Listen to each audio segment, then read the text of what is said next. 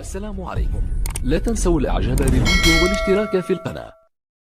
يواصل المنتخب الوطني المحلي تحضيراته خلال التربص الذي يجري بمدينة طبرقة التونسية تحضيرا لكأس إفريقيا للأمم للاعبين المحليين التي ستحتضنها الجزائر مطلع العام المقبل.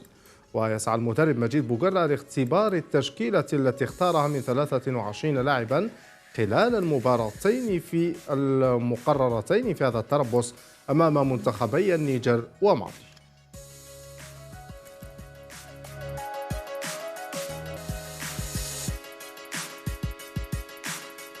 Le début du stage se déroule très bien, dans de très bonnes conditions. Comme vous avez pu voir, de beaux terrains et des moyens de récupération qui sont très importantes. Les joueurs un peu fatigués, on arrive dans une période où le mois de novembre est toujours critique pour les joueurs. Donc il y a le contre-coup là qui arrive, donc on gère. Et voilà, on aura l'objectif de faire 2 matchs contre le Mali et ensuite le Niger.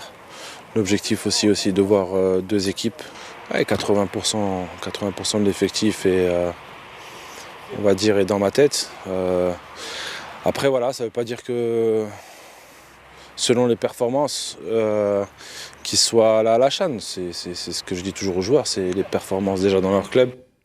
وأكد بوقرة أنهم سيستفيدون كثيرا شهر نوفمبر خلال مواجهة المنتخبات الأولى للكويت وسوريا، وكذا منتخب إفريقي معروف بصدد التفاوض معه، مضيفا أن لعب مباراة ودية ببراق قبل الشان سيسمح لهم بتجريب الملعب وأجوائه الجماهيرية. Le Koweït, la Syrie est parfait et on est en négociation pour avoir un 3e match contre une équipe africaine, une équipe A. Donc là on va jouer 3 équipes A, donc ce qui est très bien pour nos joueurs. On va essayer de faire un match amical à Beraki en décembre.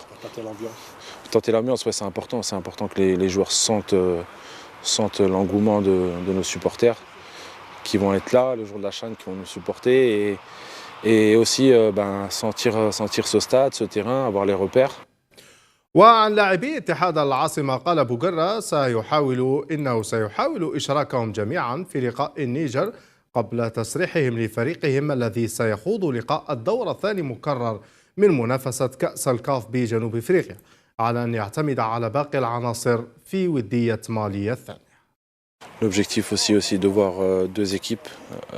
On doit libérer les joueurs de l'USMA le 29 au soir. En ce qui concerne les joueurs de l'USMA, donc bien sûr on va gérer leur temps.